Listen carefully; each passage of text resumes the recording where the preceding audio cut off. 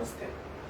आज आज का ये दिन बहुत खूबसूरत है और उसकी खूबसूरती की बहुत सारी वजह है। सबसे पहले तो ये कि बाहर की धूप बहुत अच्छी है और बहुत ही अच्छी है, बहुत ताज़ी है और सब कुछ जो खराब है और जो भी नेगेटिव है उसको नष्ट करती जा रही है। और दूसरी सुंदर बात यह है कि आज है फादर्स डे और मैं इस वक्त जहाँ पर बैठी हूँ वो एक बहुत ही पावन घर है। पावन इसलिए क्योंकि यहाँ पर एक बहुत प्यारे से फादर है और उनकी उनसे भी प्यारी डॉटर है।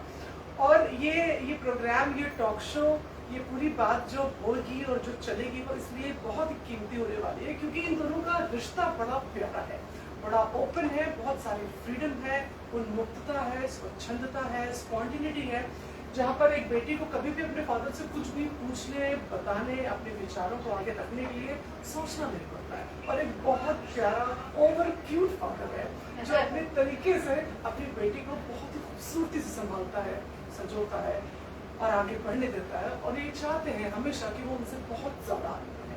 आप इन दोनों को इंट्रोड्यूस करते हैं। ये है वरिष्ठ पत्रकार शैल्वी चावला जो कि मेरे बहुत प्रिय मित्र भी है और एक बहुत बहुत अच्छे इंसान। और अब बारी आती है उनके पिताश्री की जो कि बहुत इंटेलिजेंट, जिन्होंने सूफिज्म पर, हिंदू, जो कि फादर्स डे के नाम से जाना जाता है। ये बताइए कि आप कितना कितना प्यार करती हैं अपने पापा को। शैल्वी पता है एक बात मैं और बताती हूँ। अभी मैंने गीता पढ़ के खत्म की है और गीता में कृष्ण ने एक जगह पर कहा है कि जो आसमान से भी ऊंचा है वो पिता है। और क्योंकि तुम्हारी तरह मेरे भी बस पिता ही बचे हैं, माँ का स्वर्गवास हो गया बहुत पहले। और ये फोटो देखिएगा कि ये शैल्वी की माँ की है और ये पूरी फैमिली पिक्चर यहाँ पर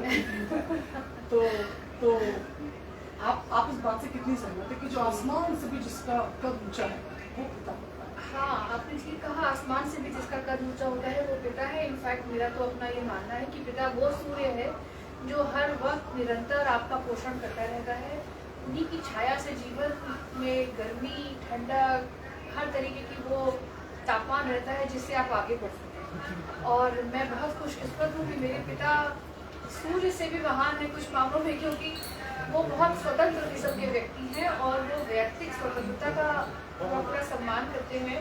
मेरे ख्याल में मेरी जिंदगी में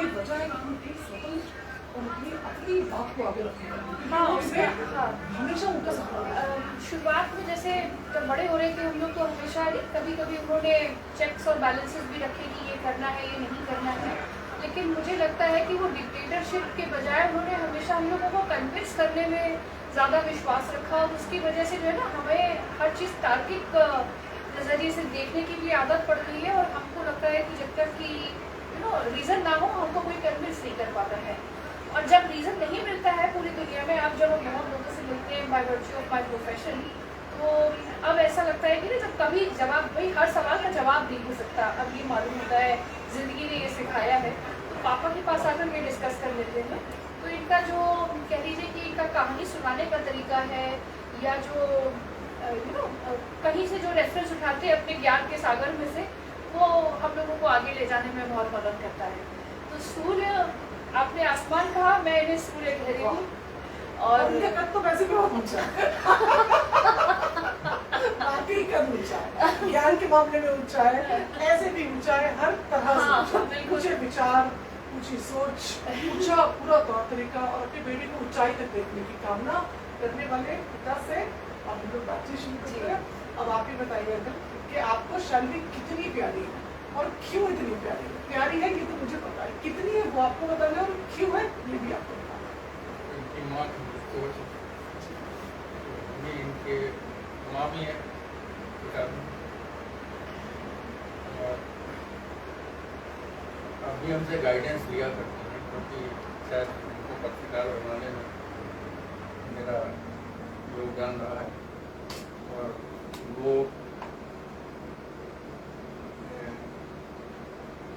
इनको लेखन सिखाना, इनको शुरू से बताना, इनको उंगली पकड़ के चलना हमने सिखाया।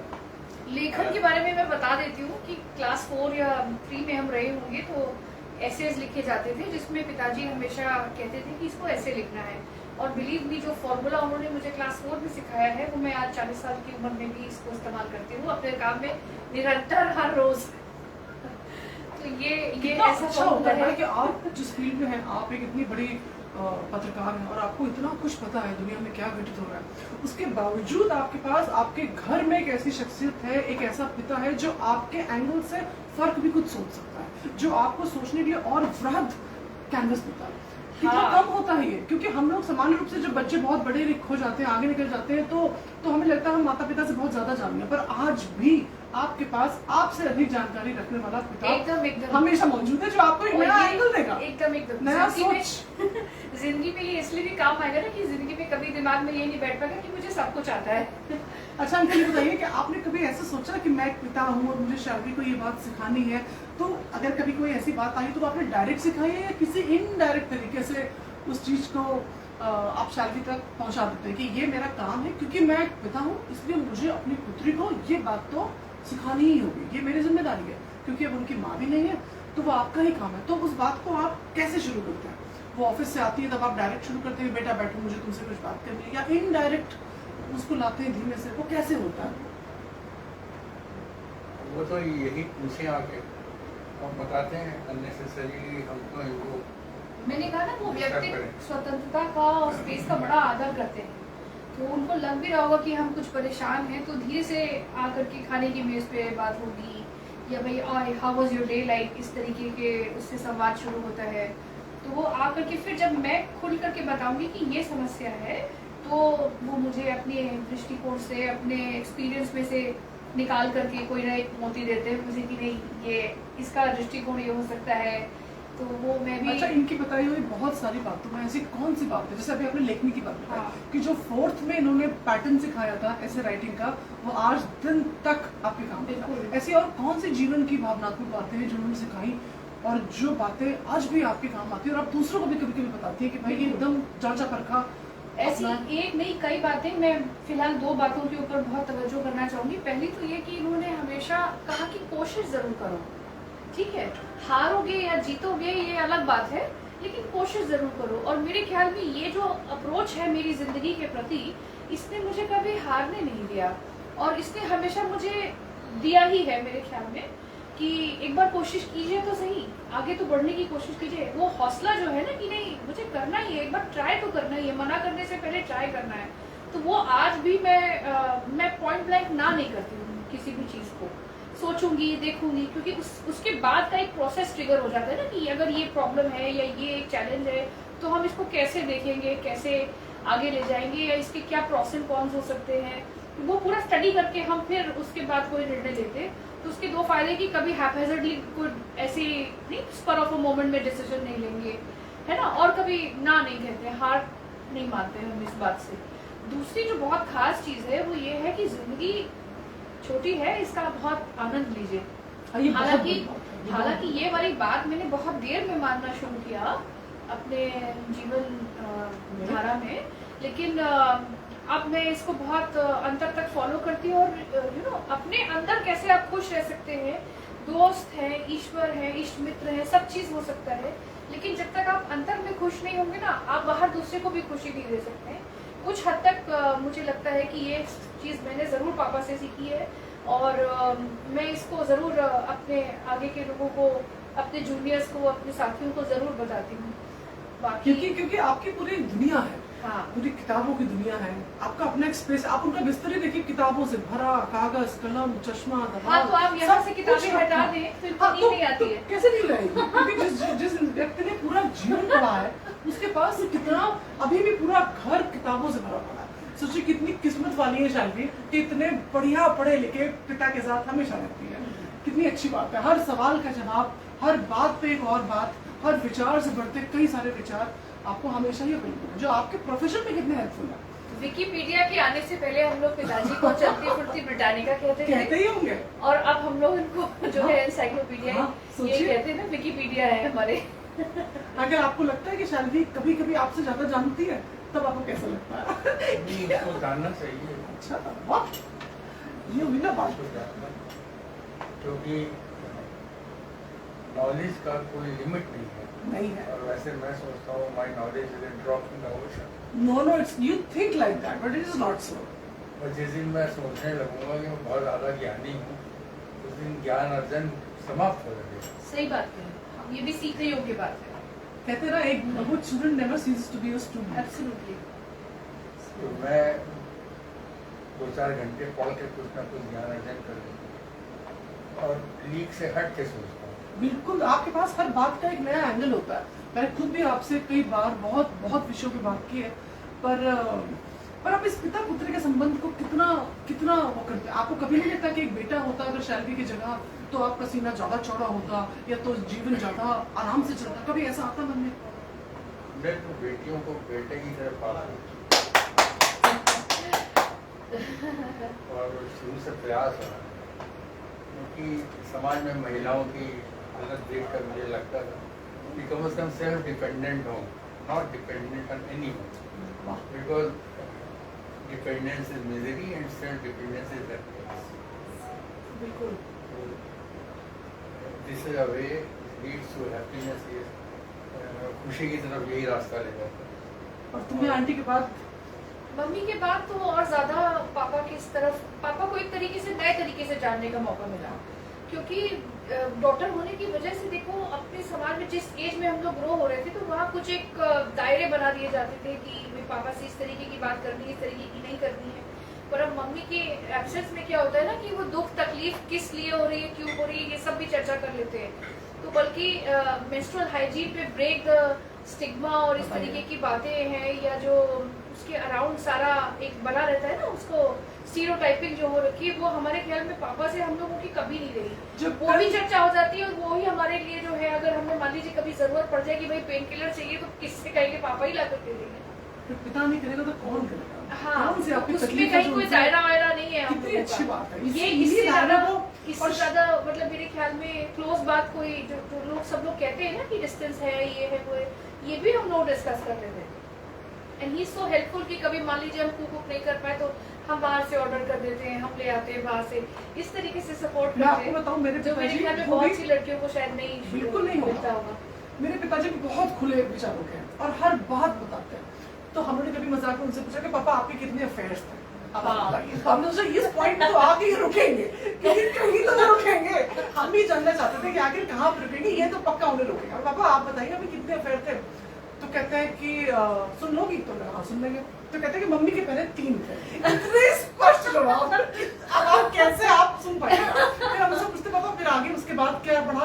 कहते हैं कि फिर हम इनडायरेक्टली पूछते हैं पापा संख्या एक संख्या में है या डबल डिजिट है? इतना खुला माहौल हमारे यहाँ भी है, क्योंकि अब वो अस्वस्थ है, वरना मैं निश्चित रूप से आपसे मिलाने के लिए उनके भी ऐसी शौक है। हम लोग गीता रामायण पुराण सब कमरे में, पूरा घर बिखरा रहता है, एकदम खुला पूरा। उनका भी सब हिसाब किताब है, अकेले रहते हैं एकदम अकेले। तो जो इंसान अकेले में नहीं खुश होकर जी सकता है, वो अपनी बेटियों को क्या खुशी देगा? मैं खुद भी कभी कभी बहुत ब्लेस्ड फील करती हूँ कि मैं एक ऐसे पिता की पुत्री हूँ जो अपने पिता के बारे में सब कुछ जानती है, गंदी से गंदी बात, अच्छी से अच्छी बात, कभी कुछ छुपाते नहीं। तो ये स्पष्ट वक्ता, ये निश्चलता, ये बड़ा बड़ा बहुत बड़े गुण है जो आजकल कितना उस विषय में तो हम लोग भी बिल्कुल मित्रों की तरह बात करते हैं। कभी कब जब भैया का कल मैसेज आया कि ऐसे ऐसे कल भी फादर्स डे होने और ऐसे हम लोग कुछ प्लान कर रहे हैं, तो मुझे लगा कि कौन से फादर डॉटर को दिमाग में लाया जाए जिनके साथ कुछ संवाद सच में घटित हो, जहाँ पर आप वाकई खुल के एक पिता और एक पुत्री दिन भर एकदम खुला बात करते हैं। कितनी अच्छी बात है। इससे अच्छा वैसे एक बात बता दूं, सिर्फ बात ही नहीं होती है, हंसी के पल कम भी होते हैं, बात में बहस भी होती है, ऐसा नहीं है, झगड़े भी होते हैं, और उसके बाद में फिर उसको मनाया भी जाता है। ऑफकोर्स फादर है, तो अंकल क्या इनिशिएटिव लेते हैं आपको मनाने के? कभी नहीं, हम ये सब मौका नहीं रखते। ये मेरा राइट है, मैंने अगर बदतमीजी की है तो मैं फौरन उसको कॉम्पनसेट करूंगी। और मान लीजिए पिताजी भी गलत है तो हम कह देते हैं कि छोड़िए, आप खाना खाते हैं बहुत मजे से। तो मेरे ख्याल में खाना हम लोग को बहुत बॉन्ड करता है।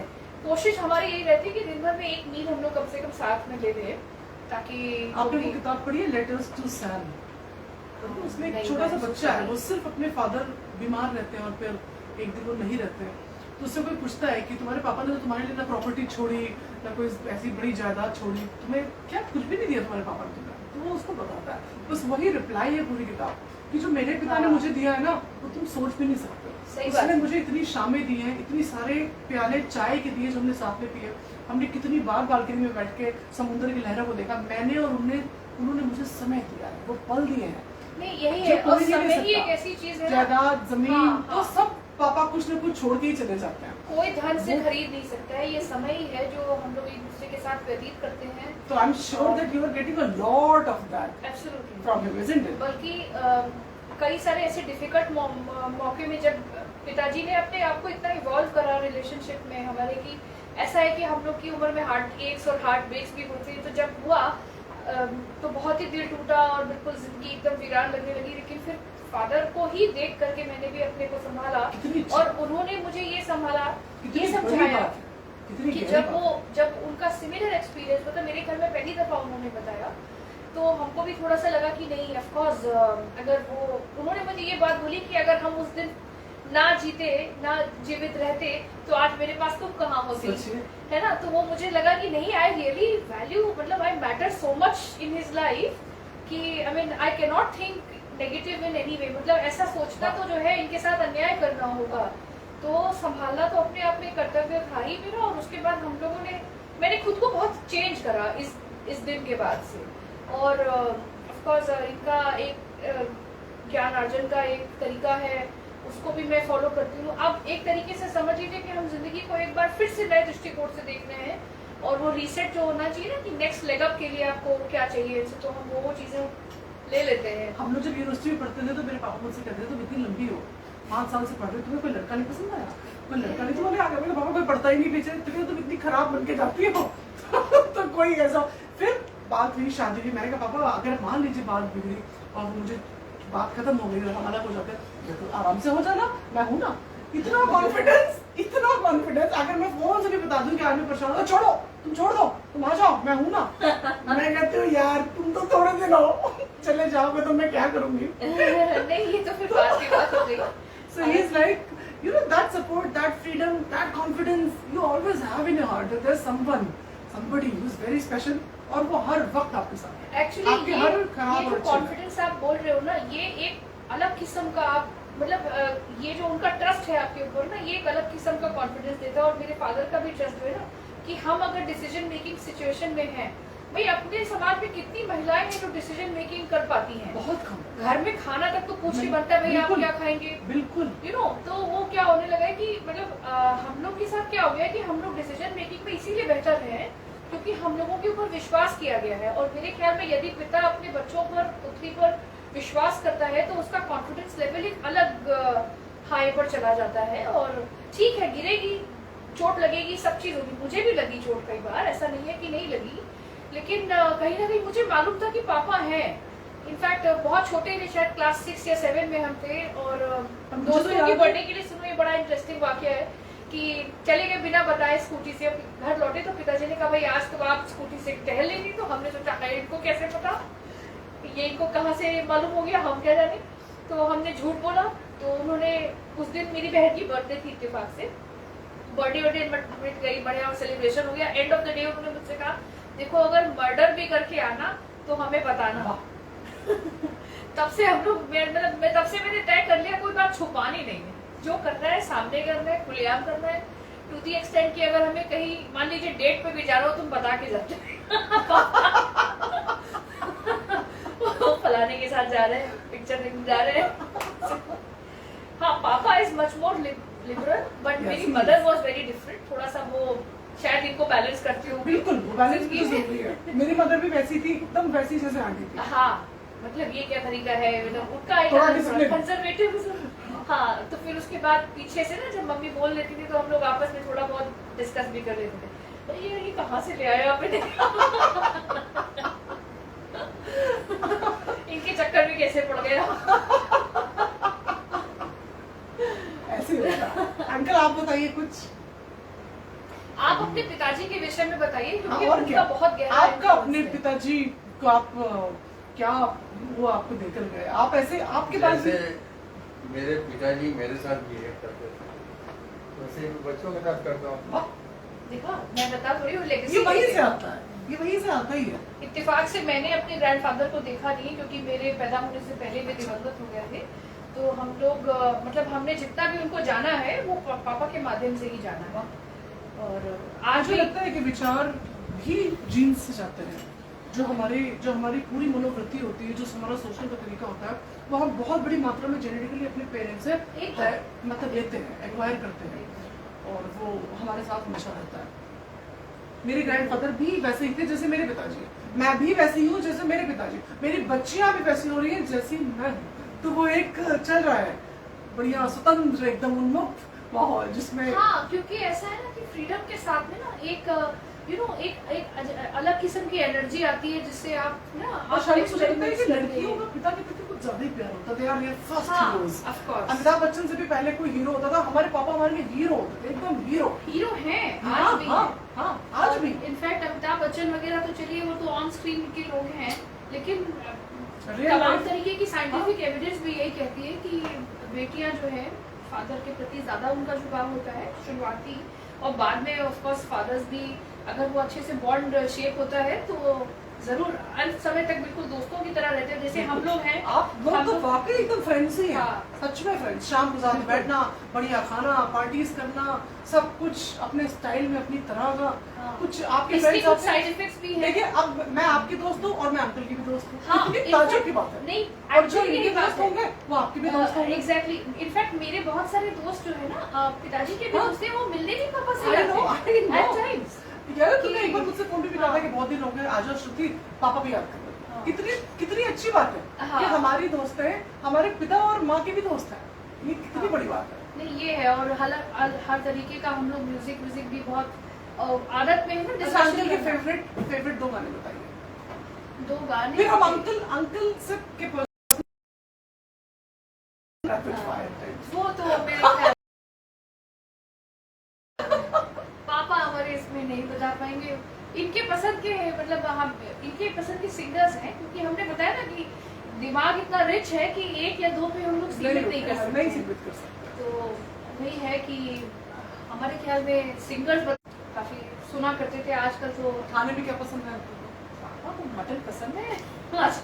आज बनेगा आज फादर्स डे मनेगा, क्या बात है। संडे वैसे भी हम बना ही लेते हैं उनके हिसाब से।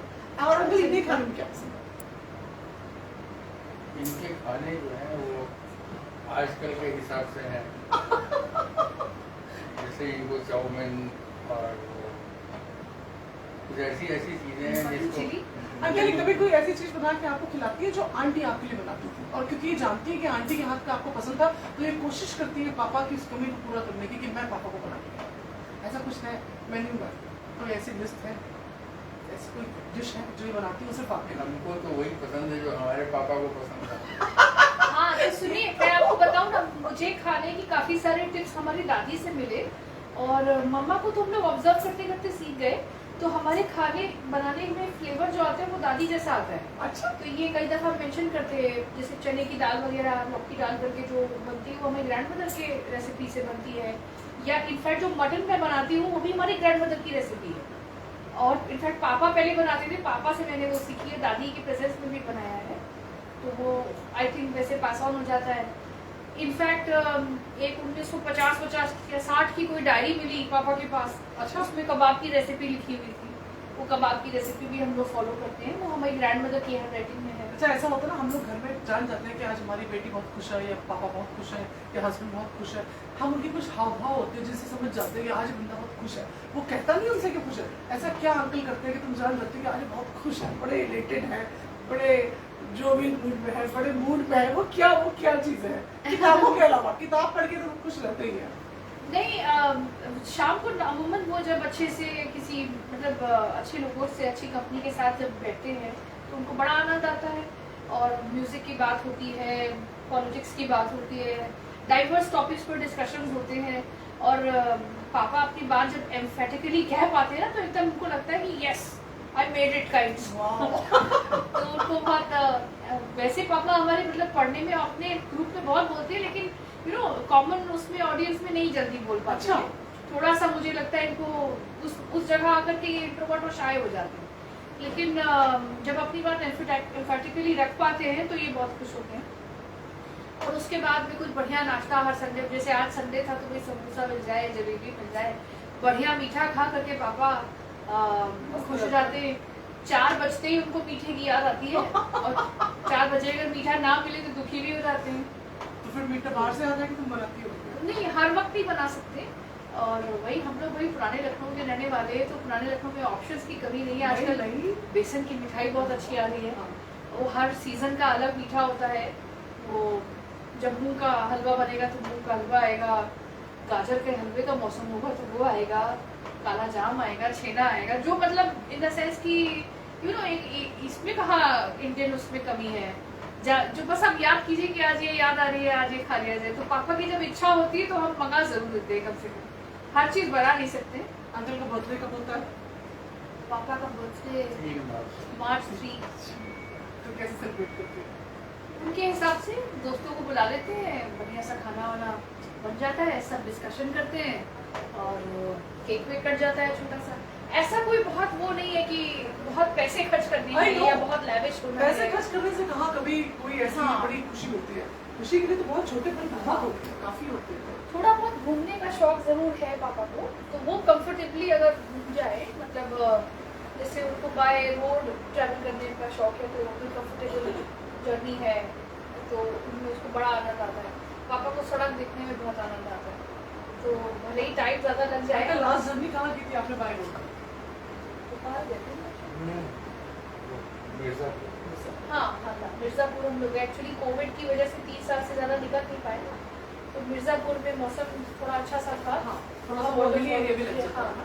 तो जुलाई में बारिश के मौसम में बहुत सुंदर हो जाता है मिर्ज़ापुर, तो वहीं हम लोग गए थे। एक आध वाटरफॉल देखा, गंगा का हम लोगों ने वहीं बिल्कुल ट्रेडिशनल नाव में, जो एक्चुअली मछुआरों की नाव में घूमे हम लोग, और वहीं उसने बाद में भोजन वोजन बनाया था हम लोगों के लिए, तो बहुत ही मज़ा आने वाली चीज़ थी। तो डाक बंगले में ठहरना, वो झींगुर की आवाज़ वगैरह सब आती है ना, तो वो सब पापा को बहुत ऐड करता है उनके ओवरऑल एनर्जी में। वही घूमा था हम लोग लास्ट। अब देखिए जुलाई फिर से आ रहा है, तो कुछ विचार बन रहा है कि देखिए कहाँ जाइए अंकल? कहाँ जाने की इच्छा आपकी है? जा पाएंगे नहीं जा पाएंगे, जैसे मेरी कैलाश की है, मैं नहीं जा पाऊंगी ये भी मुझे पता है, पर इच्छा है। अब उम्र ज़्यादा होगी तो चढ़ाई वढ़ाई करने बात है तो नहीं, मैं आप बताइए आपकी कहानी। इच्छा बताइए, इच्छा की बात है। समुद्र किनारा कोई मिल गया तो बात है। वाह, क्या बात है। क्या बात है। ठीक है, हम इसको तथास्तु कह सकते हैं। बाकी हमारी इंटरेस्ट की चीज़ें आर्किटेक्चर है, मंदिरों का दर्शन तो आपने करना तो सब देखे होंगे केव्स में जो बनी रहती है भीम बेटका और खजुराहो हाँ, और ये हाँ, सब जहाँ खजुराहो वगैरह हम स्कल्पचर है बहुत सारा। अभी फिलहाल उन्होंने इच्छा व्यक्त की थी कि सालार जंग म्यूजियम देखना हैदराबाद में, हाँ, तो हम कुछ कोशिश कर रहे हैं कि जुलाई में उनको कम से कम वहाँ घुमाना है। म्यूजियम्स का और हिस्ट्री से रिलेटेड चीज़ों का ज़्यादा शौक है, बजाय इसके कि लाइन लग करके मंदिर में भगवान के दर्शन किए जाए, उसका शौक ज़रा कम है।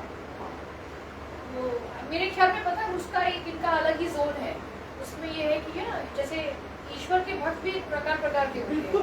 एक वो होते हैं जो हर वक्त व्रत रखेंगे, अनुष्ठान करेंगे, एक वो होते हैं जो निरंतर अपने जीवन में उनको जिया बिल्कुल करते हैं। बिल्कुल। और ईश्वर कहते हैं मुझे मेरा हर भक्त प्रिय है, वो मुझे फूल चढ़ा के प्राप्त करना चाहता है मैं तभी उपलब्ध हूँ, और तो ये मुझे उनके साथ- पढ़ के प्राप्त करना चाहता है मैं तभी उपलब्ध हूँ। ये मित्रवत रिलेशनशिप में है ईश्वर के साथ हमारा। सखा संबंध। हाँ हाँ, हमारे पास जैसे हमने कहा चलिए हनुमान तो आते, तो कहेंगे कि वो आए थे यहाँ पे, तो फिर ये हुआ कि अच्छा चलो ठीक है वैसे देखिए। आपको कौन से भगवान पसंद है? ये तो नहीं, ये नहीं कहा जा इंडिया में सकता। तो बहुत वैरायटी है, यहाँ पे जो अपने मन से अपने आई डाउट उस हिसाब से।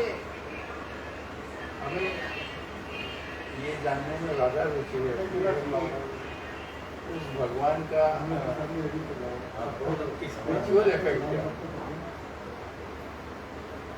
क्योंकि वो भगवान तो है नहीं, एनर्जी का एक लेवल है हाई। एनर्जी का लेवल है, तो उसकी एनर्जी उसके कोई गूढ़ रहस्य हैं हम उसको जानते हैं।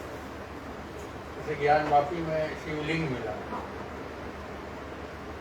तो इच्छा हुई कि जाने कि ये क्या है, तो मैंने उसको पढ़ा, समझा कि आत्मा को शरीर से जोड़ने का सिंबल है शिव,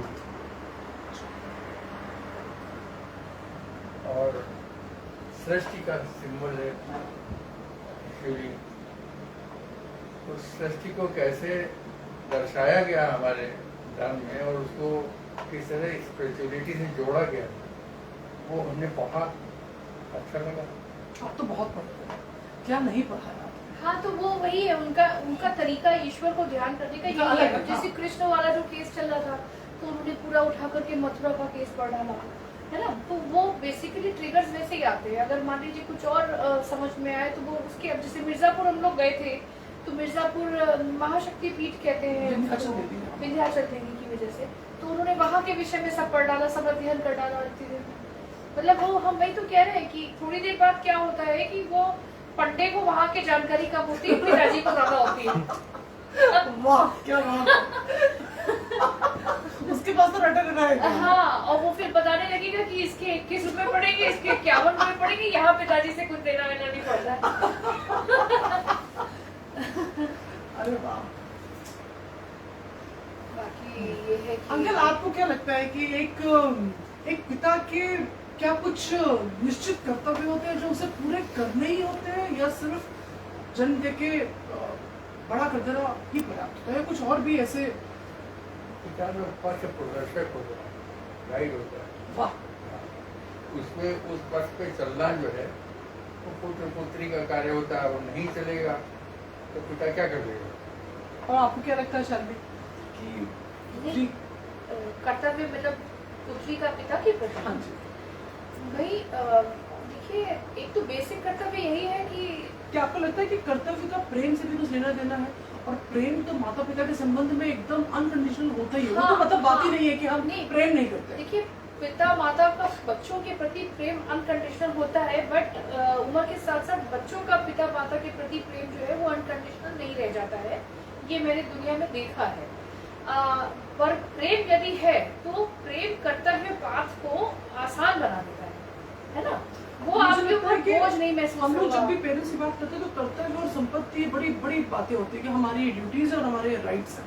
पर मुझे लगता है दोनों का मूल भाव प्रेम से ही है। अगर प्रेम है तो कर्तव्य अपने आप हो जाएंगे। उसका कारण ये है ना, मैं बता देती हूँ कि जब प्रेम होता है ना तो प्रेम आपको देना सिखाता है, ठीक है। तो जब आप देने के बारे में सोचेंगे तो आप लेने के विषय में उतना नहीं सोचेंगे। ध्यान नहीं कर पाएंगे। तो आपको देने में ही खुशी है। हाँ, फिर क्योंकि आपको देने से ही लॉस मिल में भी गया। आनंद आएगा, अरे ठीक है चलो कोई बात नहीं। एक न्याय होना चाहिए हर एक के साथ। हाँ।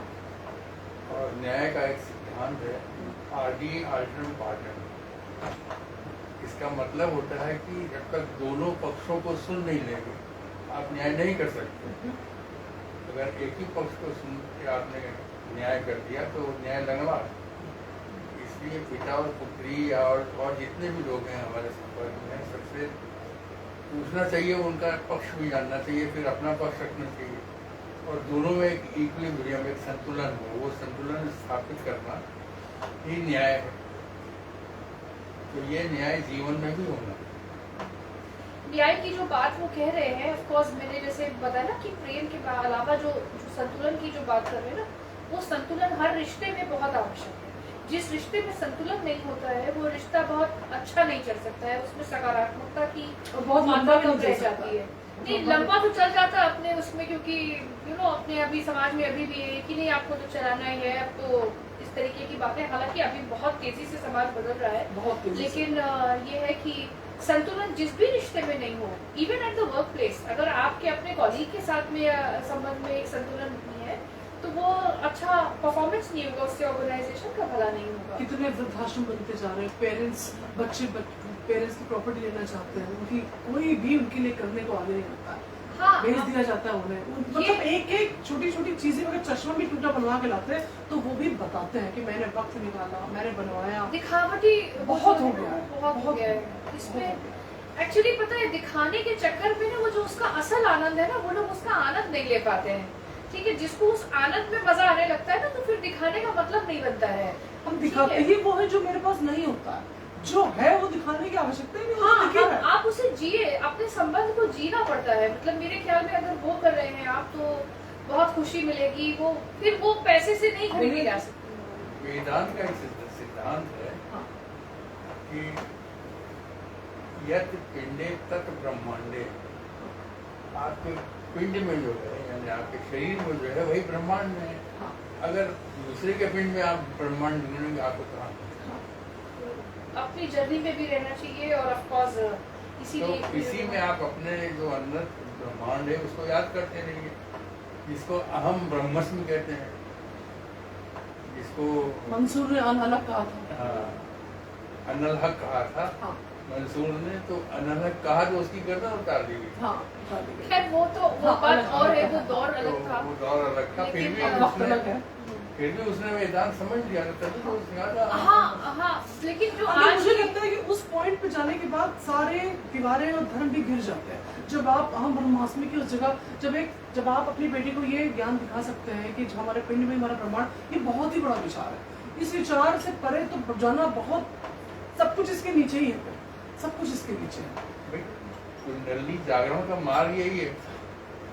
और कुंडली जागरण का मतलब क्या है कि अपने अंदर ही आदमी समझ जाता है कि हम क्या हैं, तो उसको वो त्रिकालदर्शी हो जाता है। तो हमको खाली पढ़ने में आनंद आता है, कुंडली तो जागृत नहीं कर सकते। नहीं देखिए ऐसा है ना कि उसका भी एक पर्सपेक्टिव है कि कुंडली जागृत करने का ये मतलब नहीं है कि आपके बाल हवा में लहराने लेकिन लगे। कुंडली जागरण के बाद भी इंसान आनंद ही खोजता है। अगर आपको पढ़ने में आनंद आ रहा है तो कुंडली जागरण की वो फिक्र करें जिसको आनंद सिर्फ कुंडली जागरण के बाद ही आएगा, आपको तो पहले ही आ रहा है। भाई देखिए, अगर देखिए तो कुंडली जागरण की भी जो बात करें, जब इन्हें ज्ञान में आनंद आ रहा है तो इसका मतलब सहस्त्र चक्र तक आप ऑलरेडी बिल्कुल। जीवित हैं। बिल्कुल, और कितने फिर आप कुंडली हाँ। जागरण की बात करते हैं, कोशिश करते हैं, पढ़ते हैं या करने की कोशिश करते हैं, ऐसे बहुत ही कम है। आज के दौर में इंसान अपने फालतू फन के कामों में इतना अधिक व्यस्त है कि इन प्रकार की एक्टिविटीज के लिए बहुत समय उसके पास हाँ, कम होता है। कर्तव्य के बारे में मैं एक बात और कहना चाह रही थी। जैसे आपने बताया कि बहुत ओल्ड एज होम्स हो गए हैं, इस तरीके की बातें हैं। बहुत सारे लोग ऐसा महसूस करते हैं कि हम अकेले हैं और हम कैसे ऑफिस भी मैनेज करें, अपना भी गृहस्थी मैनेज करनी है, पेरेंट्स को भी मैनेज करना है। तो एक्चुअली इसमें दृष्टिकोण यदि वो थोड़ा सा अपना बदल ले तो उनके लिए रास्ते आसान हो जाएंगे। जैसे अक्सर 60 के बाद में ऑफ कोर्स बहुत सारे बॉडीली चेंजेस पेरेंट्स में भी आते हैं, हार्मोनल चेंजेस आते हैं। उसकी वजह से क्या होता है कि उनमें काफी सारे ऐसे हो सकता है कि पहले वो बहुत ही मेच्योर थिंकिंग रख रहे हो और अभी वो उतनी मेच्योर थिंकिंग नहीं रख पा रहे। तो मैंने अपनी तरफ, ऐसा नहीं कि मेरे और पापा में डिफरेंसेस नहीं आए भी एक जमाने में। तो हम लोगों ने क्या किया कि उसको मैंने खुद अपने आप को ये समझाया कि 60 के बाद मैं दोबारा काउंट करूंगी।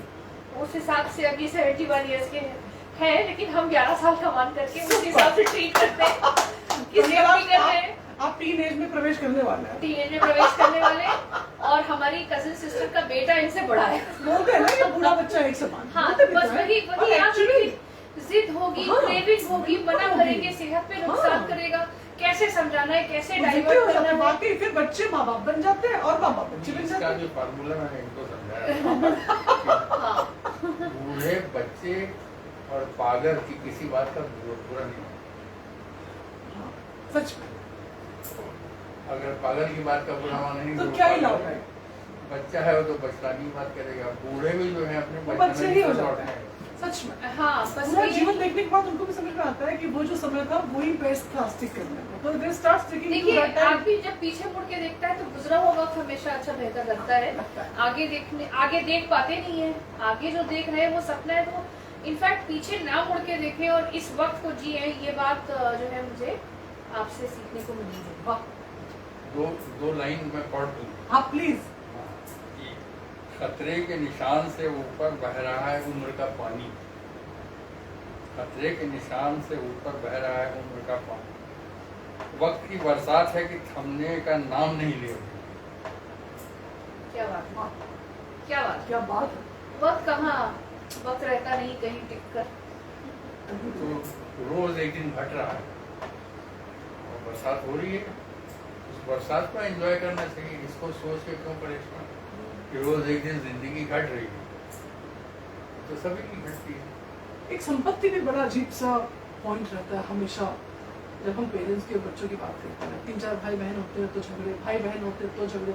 अब जो नए कानून आए कि पुत्रियों को भी पूरा अधिकार है, उसमें भी एक लज्जा है, एक संकोच है कि बहन कहे भी पिता से तो कैसे कहे। भाई को लगता है कि सब कुछ तो उसका है क्योंकि हाँ। और जब ड्यूटीज की बात आती है बड़ा ये भी बड़ा अजीब साइड में भी। क्या आपको लगता है कि हम जितना ओपन बात करें बैठ के आमने सामने वही अच्छा होता है? संवाद मेरे ख्याल में हर चीज संपत्ति का, के लिए कभी विवाद छोड़ के नहीं आना चाहिए। हाँ, ये पेरेंट्स की तरफ से आ रहा है और मैं अपनी तरफ से ये संपत्ति के लिए कभी विवाद छोड़ के नहीं रहना चाहिए। Parents should come forward and take the decision. जिसके नाम जो करना है वो जिसको पहले ही देना करना, है, वो पहले ही करना। वाकई क्यों हम अपने जाने के बाद बच्चे उसको नोचे खसोटे याद करें, ये कितनी बढ़िया बात है। आपकी इस बात के लिए आपको बहुत सारा धन्यवाद। इतने वाइज अगर पेरेंट्स हो जाए जीवन में, ये सारे झंझट ही खत्म हो जाए। क्योंकि वहाँ डिसीजन मेकिंग उनके लेवल पे है ना, तो ये वहीं पे बच्चा कह नहीं सकता ना, फिर बाद में बात का भी रिश्ता क्लियर रहता, ट्रांसपेरेंट रहता। और भाई बहन बहन बहन जैसे ये फ्लैट है, ये खरीद रही थी, मेरे नाम से खरीद रही थी, मैंने कहा नहीं तो अपने नाम से। हम चाहते थे कि भाई पिताजी माताजी के नाम से हो जाए, लेकिन उस वक्त उन्होंने ये कहा कि नहीं, ये जब आप खरीद रही हैं, अपने मेहनत से खरीद रही हैं, तो इस पे आपका राइट है। कितनी बढ़िया बात है, है ना? कितनी उसके practical अलावा भी और उसके- कितनी फिलोसॉफिकल और कितनी स्पिरिचुअल बात। वाह। बहुत सही बात में मैं मुझे भी एक सेंस ऑफ अचीवमेंट आया उसके बाद में कि नहीं, मैं ये कर पाई। और बाकी मैंने वही कहा, जो डिफरेंसेस जहाँ होते हैं ना, वहाँ संवाद हाँ, सबसे ये जरूर है कि इम्पोर्टेंट इसमें जो कमो बेशी हुई वो मैंने पूरी कर दी। वाह। तो आप पिता हैं, वो तो वैसे इसमें- वैसे जिंदगी में मैंने एक चीज सीखी है कि उधार नहीं लेना चाहिए कहीं। अभी ये कार खरीदने जा रही थी, तो ये वो किस्तों पे खरीद रही थी, हमने कहा नहीं नगद को जितना पैसा कम पड़ रहा हमने ले लिया। क्या बात तो कम जो पैसा पड़ रहा था वो हमने इनको दे दिया, हमने कहा नगद खरीदो, ये नहीं हमको उसमें बिलीव नहीं करना। नहीं, ये ओल्ड स्कूल ऑफ थॉट है, मैं इससे 100% एग्री नहीं करती हूँ। आज के ज़माने में बिना लोन के आप अगर सही रास्ते से चलना है, ईमानदारी के रास्ते से चलना है, तो आप बिना लोन के काम नहीं कर सकते।